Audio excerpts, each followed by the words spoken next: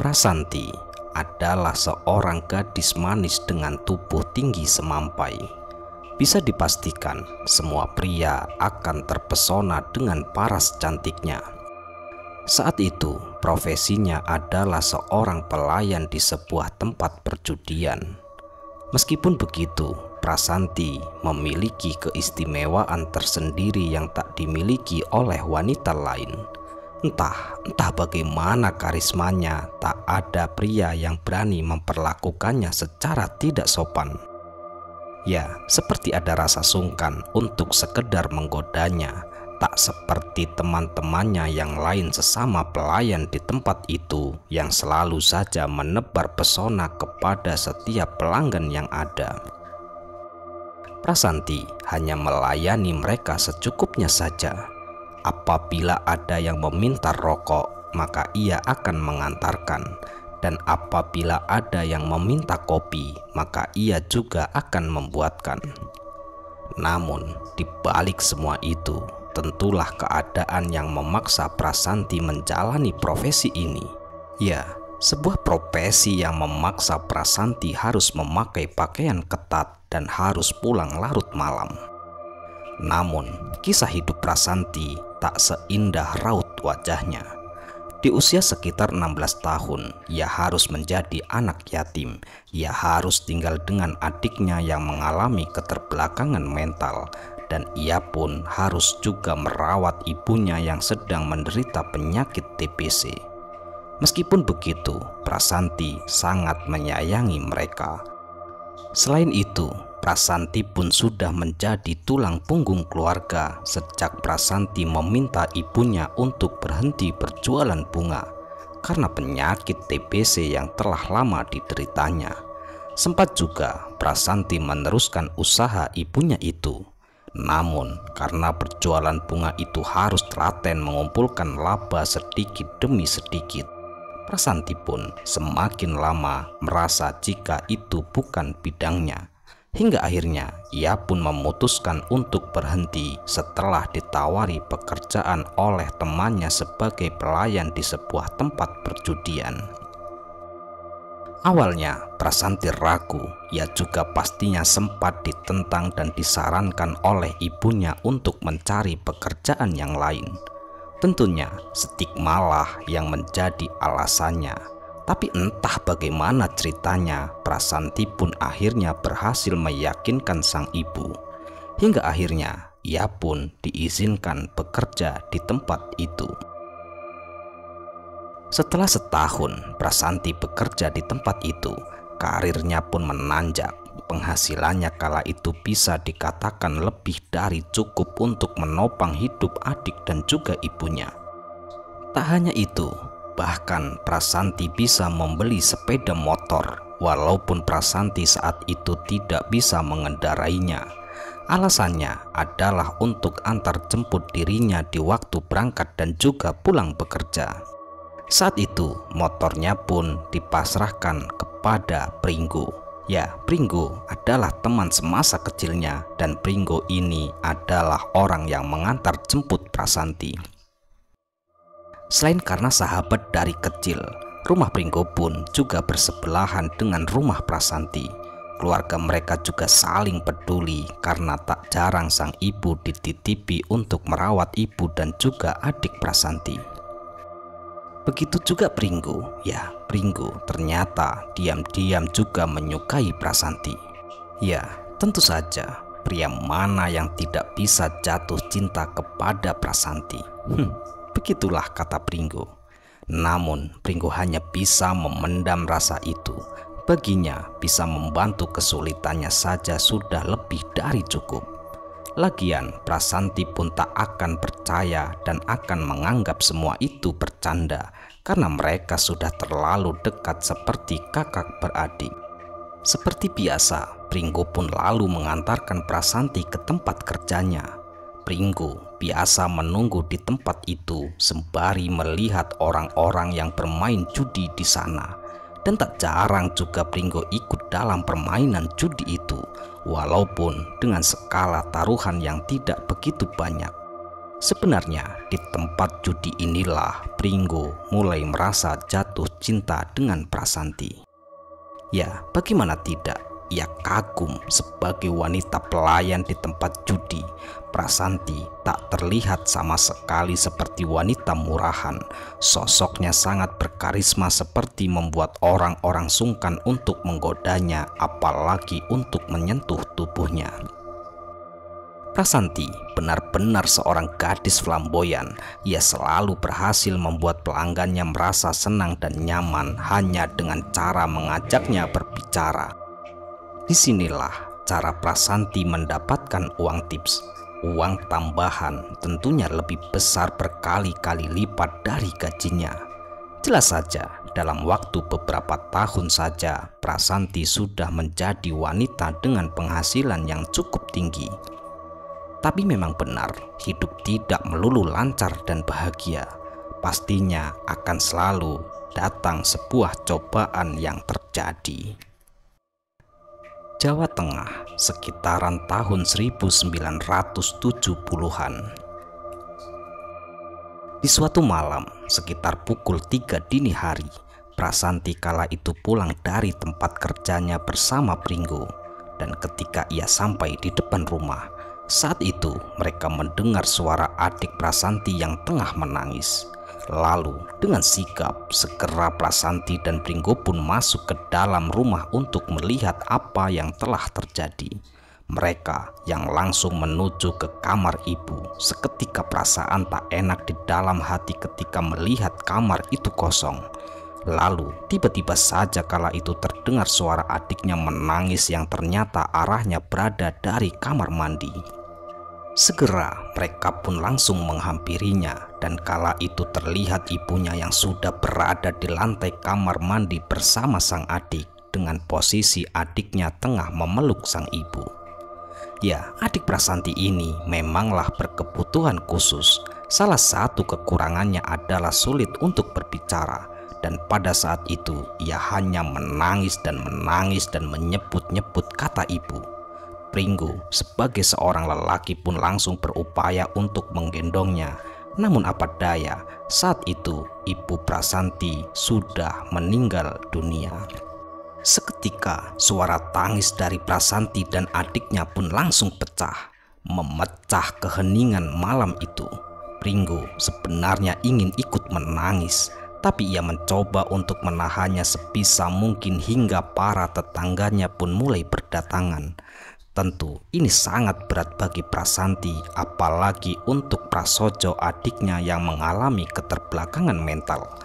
Adiknya ini sangat dekat dengan ibunya sehingga dari malam itu sampai dengan proses pemakaman adiknya tak henti-hentinya menangis. Bahkan ketika jenazah sang ibu akan dimasukkan ke liang lahat, Prasojo sempat histeris dan langsung mencoba melompat ke dalam liang kubur ibunya. Kini tinggal Prasanti berdua hidup dengan adiknya. Sekiranya 2 atau 3 bulan setelah ibu Prasanti meninggal, Prasojo sepertinya tak bisa menerima. Ia pun terlihat mulai sering mengamuk dan mengaku didatangi ibunya di setiap malam. Prasojo menganggap ibunya masih hidup. Dan disinilah sebuah kejadian kembali menimpa kehidupan Prasanti. Sekitar jam 8 malam, kala itu Prasanti mencoba memanggil-manggil Pringgo di rumahnya. Saat itu ia terlihat sangat panik. Prasanti pun lalu berujar, dari tadi mengetuk-ngetuk pintu kamar Prasojo, namun tidak ada balasan. Prasanti mulai khawatir karena adiknya belum juga makan seharian. Tak lama kemudian datanglah Pringgo bersama ibunya yang juga ikut mengetuk-ngetuk pintu kamar itu sambil memanggil-manggil nama Prasojo.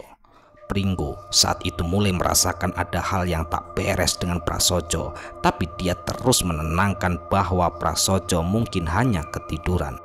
Prasanti pun mulai menangis meminta Pringgo untuk mendobrak pintu kamar itu. Lalu Pringgo pun menurutinya. Namun setelah gawang pintu berhasil dijebol, pintu tetap tak bisa terbuka dengan lebar karena ternyata ada sebuah lemari yang menahannya dari belakang. Dan setelah Pringgo mencoba dengan sekuat tenaga, akhirnya lemari yang menahan pintu itu pun roboh hingga Pringgo pun berhasil masuk ke kamar itu dengan sedikit melompat. Dan ternyata apa yang terjadi di situ? Pringgo kala itu melihat Prasojo sudah dalam keadaan tergantung. Ya, Prasojo bunuh diri dengan menggunakan kain jarik yang diikat di sebuah kayu di atas langit-langit kamarnya. Pringgo pun tak bisa berbuat apa-apa lagi. Saat itu ia hanya bisa berkata, Bu,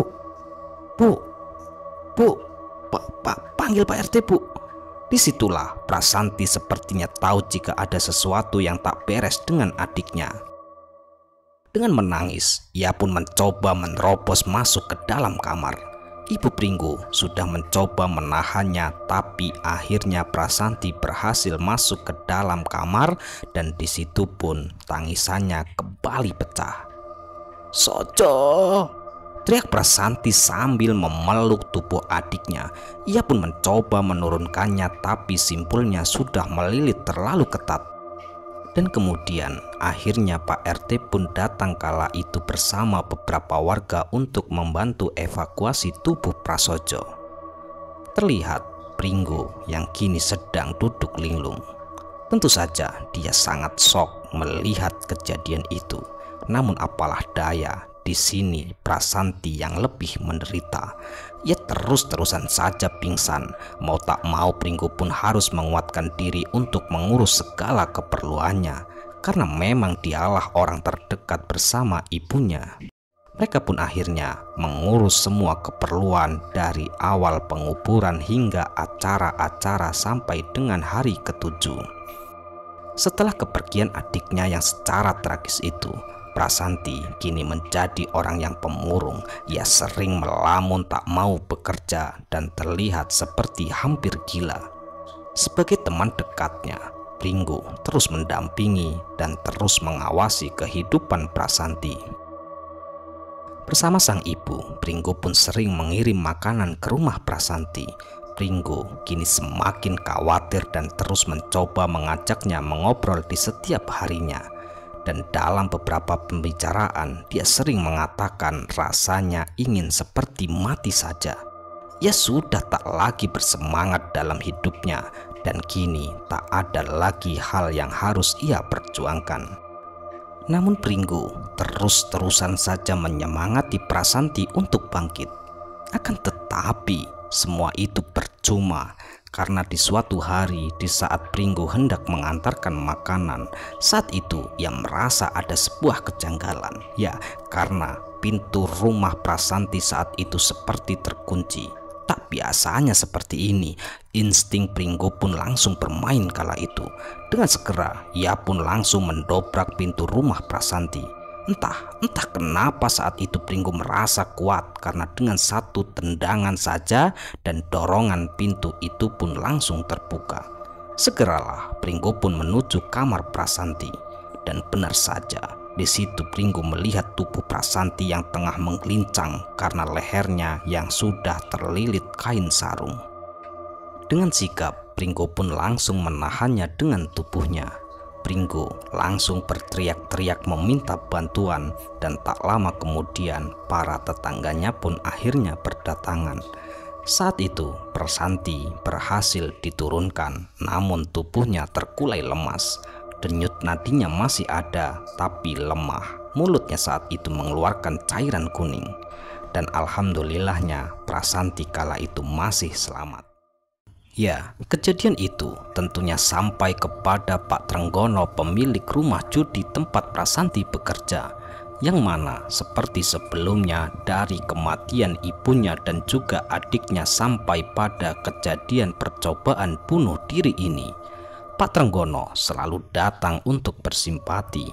Dan singkat cerita, dengan berbagai macam cara, orang-orang di sekitar Prasanti termasuk Pringgo selalu memberikan semangat kepada Prasanti. Lambat laun mental Prasanti pun mulai pulih. Ia juga sudah mulai kembali bekerja dan tampil mempesona. Aktivitasnya mulai kembali menjadi seperti biasa dengan diantar jemput oleh Pringgo saat berangkat dan pulang bekerja. Prasanti sudah mulai bisa tertawa. Pringgo yang diam-diam memendam rasa, tentunya ia ikut senang dengan keadaan Prasanti saat ini. Namun dalam pembicaraan bersama Pringgo, Prasanti selalu bercerita jika sejak ia gagal bunuh diri, ia merasa kerap kali didatangi oleh sosok mendiang ibu dan juga adiknya. Pringgo pun memahami itu hanya sebatas rasa kesedihan Prasanti saja yang mungkin sangat dalam. Dan tanpa diketahui Pringgo, ternyata sosok mendiang ibu dan juga adiknya itu benar-benar datang. Ya, pada suatu malam ada satu kejadian menakutkan yang dialami oleh Pringgo. Waktu itu setelah Pringgo mengantarkan Prasanti pulang, dan kebetulan Pringgo kala itu ingin masuk ke dalam rumahnya. Namun langkah kakinya tiba-tiba saja kala itu terhenti karena mendengar suara orang yang terbatuk. Batuknya kering. Ya, Pringgo merasa sangat familiar dengan suara batuk itu. Suara itu merupakan suara batuk dari mendiang ibunya Prasanti. Suara batuk itu tidak hanya sekali, namun terus-menerus tanpa berjeda, dan sumbernya dari depan rumah Prasanti. Tentunya Pringgo pun saat itu ia merasa takut dan langsung masuk ke dalam rumah. Tapi di sini ia sebenarnya masih kurang yakin jika itu hantu atau benar-benar orang. Pringgo pun mencoba mengumpulkan keberanian untuk memeriksanya keluar. Suara batuk itu masih terdengar, namun kini jedanya melambat. Seolah-olah orang yang batuk itu sambil memukul-mukul dadanya sendiri. Pelan-pelan Pringgo pun mulai membuka pintu rumahnya. Matanya selalu memandang ke samping, memandang ke depan rumah Prasanti. Akan tetapi setelah Pringgo berada di luar rumah, suara batuk itu tiba-tiba menghilang begitu saja. Entah menghilang kemana suara batuk itu. Dan kala itu waktu sudah menunjukkan pukul 2 dini hari. Pringgo yang semakin penasaran pun mulai memutari ke pekarangan rumahnya. Pringgo berdiri di jalan depan rumah sambil memandangi rumah Prasanti yang sudah gelap. Suasananya sepi sekali. Namun tiba-tiba suara batuk terdengar kembali dari arah belakang Pringgo. Sontak dia yang kaget pun langsung menoleh ke arah belakang. Dan di situ Pringgo kala itu melihat sosok mendiang ibu Prasanti bersama adiknya. Saat itu sang ibu berdiri dan sang adik bersimpuh di tanah. Dua sosok itu memandangi Pringgo meski wajahnya hitam gelap, matanya kuning terang. Pringgo mengenali tubuh itu. Ya, itu adalah ibu Prasanti dan adiknya. Pringgo hanya mematung tak bisa bergerak. Lalu sosok itu berkata, "Piye? Wis ketemu aku toh?" Seketika Pringgo pun langsung berlari masuk ke dalam rumahnya dan lalu masuk ke dalam kamar ibunya sampai ia pun membangunkan ibunya. Karena berisik, ibunya pun terbangun lalu mencoba bertanya kepada Pringgo, "Ada apa sih?" Dengan lidah yang keluh, Pringgo hanya bisa berkata, Bu, Prasama Sojo, Bu," ucap Pringgo sambil menunjuk-nunjuk ke arah depan rumah. "Alah, yang bener kamu itu kalau ngomong, Nak. Malam-malam gini kok." Akan tetapi Pringgo terus saja mengacung-acungkan jarinya ke arah depan dengan berkata yang sama seperti tadi. Ibu Pringgo yang memang pemberani itu pun langsung mengecek keluar rumah. Namun saat itu beliau tak melihat apa-apa. Dan setelah masuk kembali, ia pun melihat Pringgo yang sangat shock. Ibunya pun mencoba menenangkan sembari memberinya minum. Setelah agak tenang, Pringgo mulai bercerita detail tentang kejadian itu. Dan keesokan harinya, Pringgo pun jatuh sakit. Ya, mungkin karena shock. Prasanti pun juga datang setelah tahu jika Pringgo tak enak badan. Tentu Prasanti saat itu sangat terkejut karena semalam Pringgo terlihat masih baik-baik saja. Dan Pringgo pun tidak bercerita kepada Prasanti tentang apa yang dialaminya semalam. Dan terpaksa malamnya Prasanti pun berangkat bekerja dengan naik becak karena Pringgo saat itu tak bisa mengantarnya. Namun siapa sangka sebenarnya disinilah pintu cobaan Prasanti telah terbuka. Singkat cerita, di tempat kerjanya Prasanti kala itu berkenalan dengan seorang laki-laki yang bernama Tunggul. Umurnya pun tak beda jauh dengan Prasanti. Konon katanya Tunggul merupakan anak dari pengusaha kapal di pelabuhan Tanjung Mas. Wajahnya sangat rupawan. Pringgo pun juga sempat bertemu beberapa kali di tempat kerja Prasanti. Penampilannya memang lembut dan berwibawa, dan nampak Tunggul berhasil memikat Prasanti. Ketika pulang kerja, saat itu tiba-tiba saja turun hujan yang sangat deras.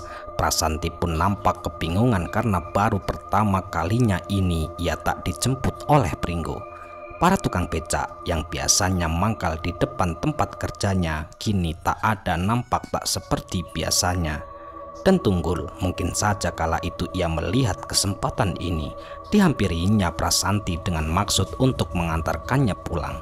Kebetulan Tunggul saat itu membawa mobil, akhirnya karena itu satu-satunya cara untuk pulang. Prasanti pun akhirnya mau diantar oleh Tunggul. Dan dalam perjalanan menuju rumah, sepertinya di dalam mobil terjadilah obrolan yang menarik. Ya, sejak saat itu Prasanti mulai jatuh hati kepada Tunggul. Keesokan harinya, sembari melihat keadaan Pringgo, Prasanti pun bercerita kepada Pringgo soal Tunggul. Pringgo yang saat itu masih tak enak badan hanya bisa pura-pura berantusias dengan obrolan itu. Walau sebenarnya di dalam hatinya yang terdalam ia merasa cemburu. Dan setelah mendengar kata-kata Tunggul, intuisi Pringgo pun mulai merasa bahwa Tunggul bukanlah orang yang baik. Namun apa daya, Pringgo hanyalah bisa memendamnya. Prasanti pun berkata selama Pringgo masih sakit maka ia akan diantar jemput oleh Tunggul. Hati Pringgo semakin panas tentunya mendengar hal itu. Dan sekitar 3 hari setelahnya, Pringgo yang kala itu sudah sembuh dari sakit. Akan tetapi Prasanti malah tak kunjung meminta Pringgo untuk mengantarkannya pulang. Dan kini posisi Pringgo telah tergantikan oleh Tunggul. Hari demi hari terus berlalu begitu saja. Walau begitu, hubungan persahabatan antara Prasanti dan Pringgo masih terjalin dengan baik.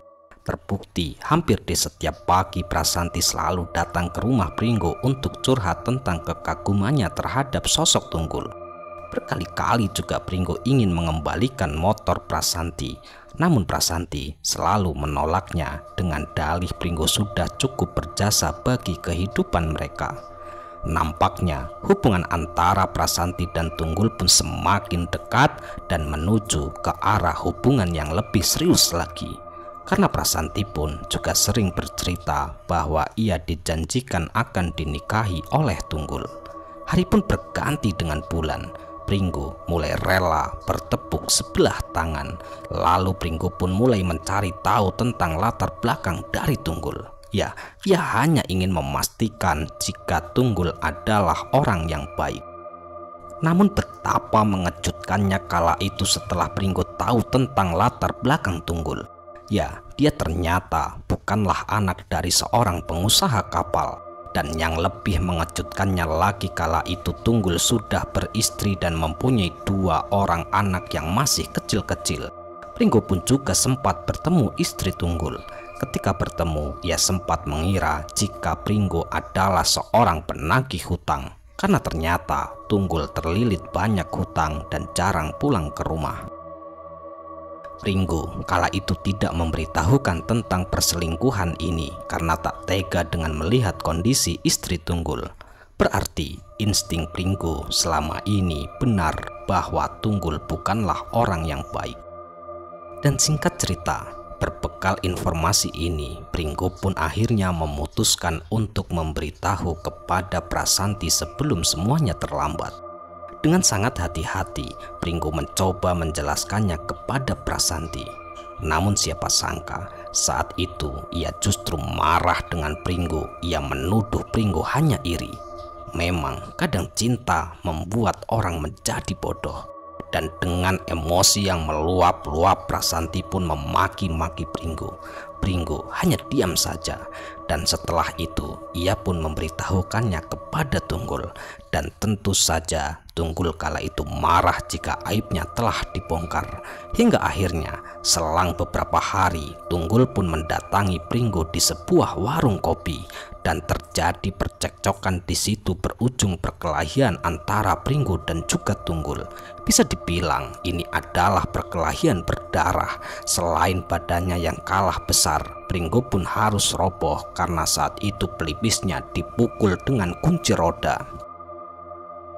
Tunggul saat itu langsung pergi sambil memaki-maki dan mengancam Pringgo untuk tak lagi mencampuri urusannya. Pringgo yang pulang dalam keadaan babak belur tentu saat itu ditanya oleh ibunya. Pringgo hanya menjawab jika ia habis berkelahi, namun tak mengatakan jika ia berkelahi dengan siapa. Disinilah Pringgo berada di titik pasrahnya. Tak peduli Prasanti mau menikah dengan siapa, yang penting Pringgo sudah mencoba memberitahunya. Dan singkat cerita, hari pun berlalu. Hubungan Prasanti dengan Tunggul masih berlanjut, meskipun kini seperti sinis kepada Pringgo. Dan beberapa kali mereka berpapasan ketika Prasanti hendak bekerja. Tunggul malah semakin pecicilan ketika melihat Pringgo. Pringgo hanya diam karena ia pun yakin jika waktu akan berbicara seiring hari berlalu. Meski dalam lahirnya dia seperti sudah melupakan, namun sebenarnya di dalam batin Pringgo masih ada rasa khawatir dengan Prasanti. Sebenarnya Prasanti mau menikah dengan siapapun Pringgo tak peduli, asalkan dengan orang yang baik. Tapi kenapa harus Tunggul yang dipilihnya? Pringgo hanya bisa berangan-angan tanpa bisa berbuat apa-apa untuk mencegah semua ini terjadi. Ia hanya menunggu waktu yang berbicara, hingga akhirnya terjadilah hal yang melegakan bagi Pringgo, namun menjadi pukulan yang keras lagi untuk Prasanti. Memang benar, ya memang benar kata-kata pepatah Jawa, ngunduhing pakarti. Semua manusia akan menerima akibat dari perilakunya sendiri. Ya, di suatu hari di rumah judi kala itu dihebohkan oleh datangnya seorang wanita yang saat itu langsung menghampiri Tunggul. Tentu saja itu adalah istrinya Tunggul. Tunggul yang kala itu tengah duduk berdua di kantin dengan Prasanti terlihat kaget dan tak bisa berkata apa-apa. Saat itu diseretnya Tunggul oleh pria berambut cepak yang datang bersama istrinya. Pria itu adalah kakak iparnya. Dari penampilannya terlihat seperti seorang tentara. Dan disinilah Prasanti yang kebingungan hanya bisa terpaku, terdiam mendengar kata-kata yang keluar dari istri Tunggul. "Dasar suami gak tahu diri. Ternyata hutangmu banyak selama ini karena main judi ya," ucap istri Tunggul sembari ia pergi meninggalkan tempat itu. Saat itu malam-malam sekitar jam 11 malam, bagi tersambar petir hati Prasanti yang ternyata tambatan hatinya sudah beristri. Beruntung istri Tunggul kala itu tak tahu tentang hubungannya. Saat itu Prasanti hanya bisa menangis terisak dan langsung meminta izin pulang. Sesampainya di rumah, Prasanti pun tidak langsung masuk ke rumah. Namun saat itu ia langsung menuju ke rumah Pringgo. Prasanti pun langsung bersimpuh memohon maaf kepada Pringgo yang ternyata selama ini dikatakan Pringgo adalah sebuah kebenaran. Pringgo yang merasa iba pun akhirnya mencoba memaafkannya. Dengan perlahan ia mencoba menenangkan Prasanti yang semakin menangis histeris. Pringgo pun paham Prasanti pasti amat sangat kecewa. Prasanti pun berteriak-teriak kemudian berlari di depan rumah. Dan disinilah terjadi hal yang tak pernah Pringgo sangka-sangka. Ya, saat itu Prasanti langsung melompat ke dalam sungai kering yang berada di seberang jalan depan rumahnya. Dalamnya pun cukup lumayan sekitar 8-10 meter. Pringgo yang telat menyadarinya pun langsung terburu-buru berlari menuju arah di mana Prasanti melompat.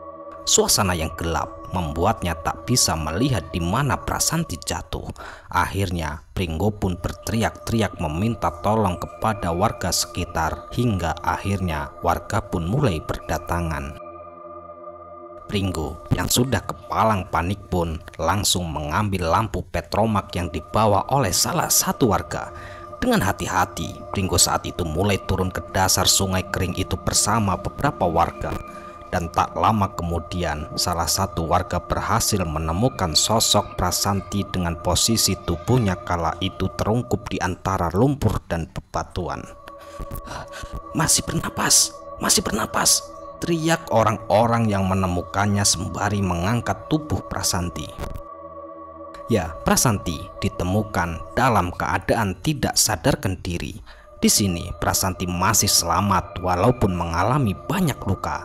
Gigi depannya tanggal, butuh beberapa jahitan di kepala, dan jempol kakinya pecah terbelah dua. Ya, ini adalah kedua kalinya Prasanti mencoba bunuh diri. Hari demi hari terus berlalu. 2 bulan setelah kejadian itu, dengan keadaan Prasanti seperti saat ini, tentunya ia sudah tak lagi bekerja. Giginya ompong, jalannya pun terlihat pincang. Ia juga sering terlihat kejang-kejang. Mungkin ada yang salah dengan kepalanya sejak terbentur batu. Prasanti yang sudah tak memiliki siapa-siapapun selain sahabatnya Pringgo yang masih sayang dan setia dengan keadaan yang seperti saat ini. Dengan telaten, Pringgo pun mengurus semua kebutuhan Prasanti. Pernah suatu saat, Pringgo meminta izin kepada ibunya untuk menikahi Prasanti. Namun, dengan berbagai pertimbangan, sang ibu tidak menyetujui niat Pringgo yang baik itu. Lagi pula, ibu Pringgo sudah menganggap Prasanti seperti anaknya sendiri. Aku sudah gak cantik lagi ya, canda Prasanti di saat itu di depan teras rumahnya. Gimana yo? Coba mulutmu mingkem dulu coba. Nah, gitu kan masih cantik. Canda Pringgo. Mereka berdua pun akhirnya tertawa terbahak-bahak. Dalam keadaan yang sekarang, Prasanti justru terlihat lebih baik secara psikis. Ia pun mencoba menerima semua ini dengan lapang dada, meskipun kadang ia terlihat tak percaya diri. Namun berkat Pringgo, Prasanti berhasil melalui hari-harinya dengan sukacita. Suatu hari, seperti biasa, sehabis sarapan, Pringgo dan Prasanti pun duduk di depan teras. Mereka selalu menyempatkan mengobrol bersama sebelum Pringgo berangkat bekerja. Tapi ada yang tak biasa di situ. Di sela-sela obrolan Prasanti terus saja memegangi pundaknya. Dia seperti terlihat meringis menahan sakit. Pringgo yang bertanya ada apa, tapi saat itu Prasanti hanya menggelengkan kepalanya dan tiba-tiba saja leher serta badannya menelungkup dan dia pun jatuh dan mengalami kejang-kejang. Ini bukanlah pertama kalinya, sehingga saat itu Pringgo tak begitu panik. Entah apa alasannya, sesuai instruksi Pak Mantri, Prasanti harus didiamkan sampai dengan badannya tidak kaku sembari diberi angin segar atau kipas-kipas. Jika menurut kesaksian Pringgo, gejalanya mirip dengan epilepsi, hingga terpaksa hari itu Pringgo pun tidak masuk kerja karena harus mengurus Prasanti terlebih dahulu. Digendonglah Prasanti ke dalam kamarnya dalam kondisi yang lemas. Dan ada satu hal yang kala itu mencengangkan. Dengan lirih saat itu Prasanti meminta Pringgo untuk mengambilkan selimut yang ada di dalam lemari. Dan saat Pringgo menarik selimut itu, mungkin karena terburu-buru, Pringgo saat itu malah menjatuhkan semua tumpukan kain di lemari itu. Bersamaan dengan itu jatuhlah sebuah kotak dan isinya pun keluar terurai. Di situ terlihat kalung, gelang, dan perhiasan emas lainnya yang jumlahnya cukup banyak. Pringgo pun tentunya kaget. Dari mana perasaan bisa mendapatkan semua ini? Buru-buru Pringgo pun memasukkan perhiasan-perhiasan itu kembali ke dalam kotaknya yang hampir tidak cukup sampai kotak itu sulit untuk ditutup.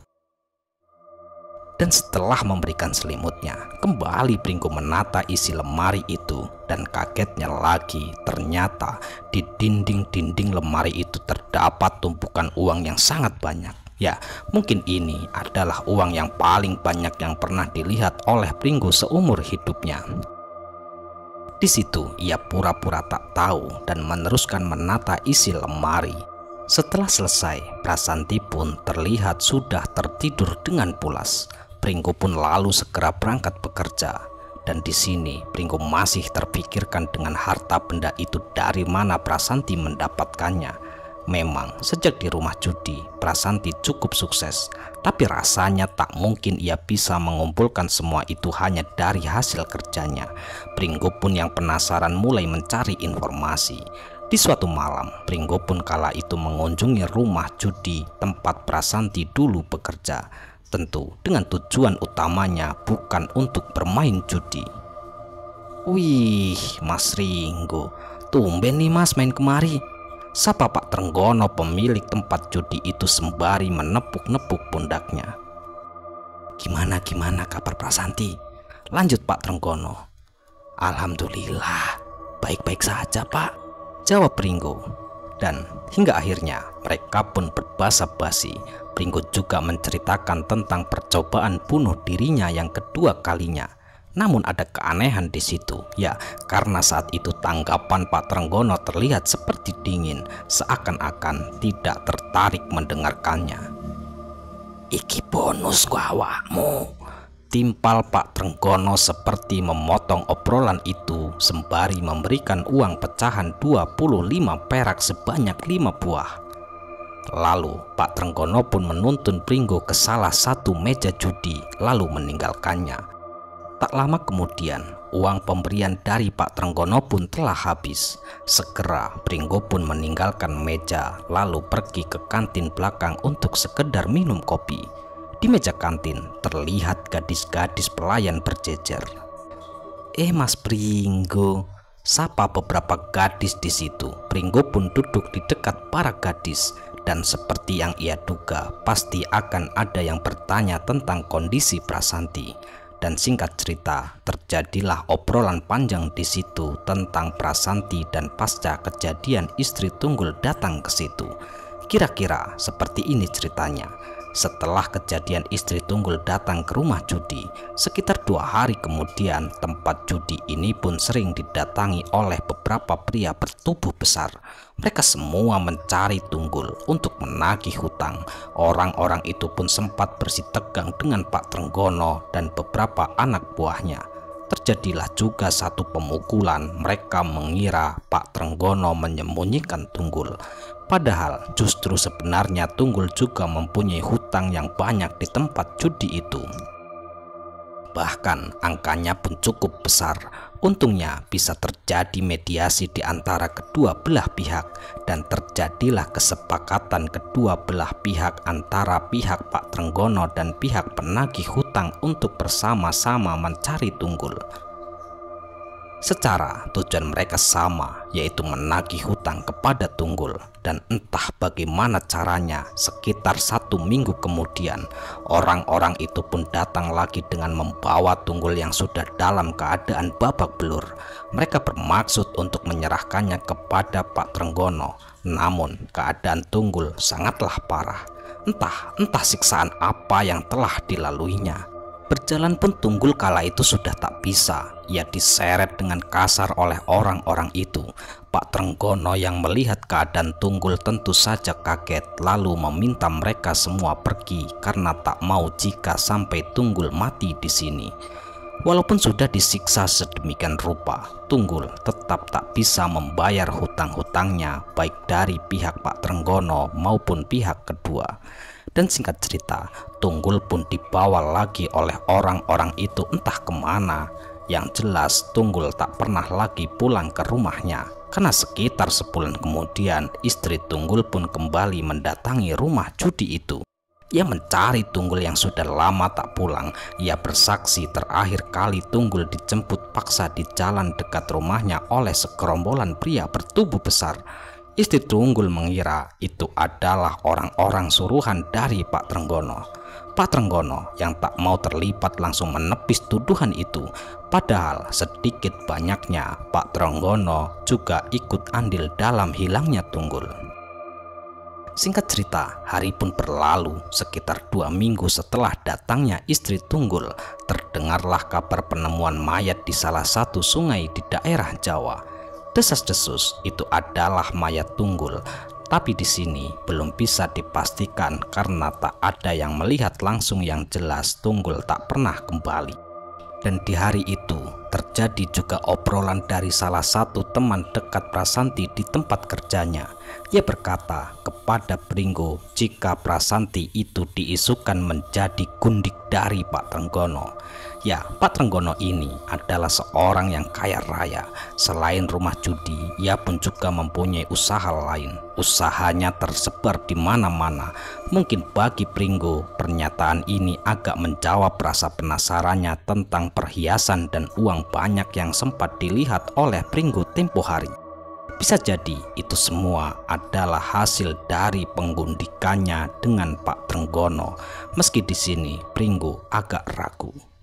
Benarkah Prasanti sempat menjadi gundik Pak Trenggono? Semua masih semu. Pringgo pun menghentikan penyelidikannya yang sejatinya tak penting ini. Hari pun berlalu hingga sampailah pada suatu pagi. Seperti biasa, selepas subuh, Pringgo saat itu mengetuk-ngetuk rumah Prasanti untuk memberikannya sarapan pagi. Karena lama tak ada tanggapan, Pringgo pun mulai mengeraskan ketukannya. Tetap tak ada tanda-tanda Prasanti menyambut panggilannya. Dan sembari terus memanggil-manggil dan mengetuk-ngetuk pintu, Pringgo pun meraih gagang pintu, tapi setelah terayun, ternyata pintu itu tak terkunci. Terlihat guratan di kayu yang menunjukkan jika pintu itu telah dibuka dengan paksa. Pringgo saat itu yang mulai tak enak segera masuk dan menuju kamar Prasanti. Dan betapa mengejutkan Pringgo kala itu melihat Prasanti sudah terlungkup di lantai kamarnya. Pringgo yang panik pun mencoba menggoyang-goyangkan, tapi seketika Pringgo menangis karena tubuh Prasanti tidak dingin dan kaku. Seketika Pringgo tersadar, lalu ia melihat lemari yang terbuka. Segera Pringgo pun mengeceknya, dan ternyata perhiasan serta uang yang sempat Pringgo lihat tempo hari sudah hilang entah kemana. Ada yang tidak beres, batin Pringgo sambil menahan air matanya. Pringgo pun keluar dan lalu berteriak-teriak memanggil warga sekitar tentang ditemukannya Prasanti yang sudah tak lagi bernyawa. Kematian Prasanti masih menjadi sebuah misteri bagi Pringgo. Namun entahlah sebuah takdir atau memang Prasanti meninggal karena terbunuh. Yang jelas Pringgo tak mau memperpanjang dugaannya itu. Ia lebih memilih diam dan ia lebih memilih berdoa jika dugaannya memang benar. Biarlah Tuhan yang membalas dan semoga Prasanti tenang di alamnya. Selesai. Ya, sekian cerita kali ini. Semoga cerita ini bisa menghibur dan cerita ini bisa bermanfaat yang kami harapkan. Dan kami ucapkan mohon maaf yang sebesar-besarnya jika ada kata-kata yang salah yang kami sampaikan di dalam cerita. Dan kami ucapkan terima kasih banyak kepada teman-teman semua yang telah mendukung kami. Semoga amal kebaikan teman-teman dibalas oleh Allah Subhanahu wa Ta'ala berupa hal-hal yang lebih baik dan lebih bermanfaat dalam kehidupan kita semua. Dan untuk teman-teman yang mungkin baru menemukan channel Kegelapan Sunyi dan baru mendengarkan cerita-cerita dari kami, yang belum mendukung silahkan dukung kami dengan cara klik tombol subscribe-nya agar kami ini lebih bersemangat lagi membuat cerita-cerita terbaru di channel Kegelapan Sunyi. Dan sekali lagi saya Tony mengucapkan mohon maaf yang sebesar-besarnya jika ada kata-kata yang salah yang kami sampaikan di dalam cerita. Baik, sampai jumpa di cerita-cerita selanjutnya. Akhirul qouli wassalamualaikum warahmatullahi wabarakatuh.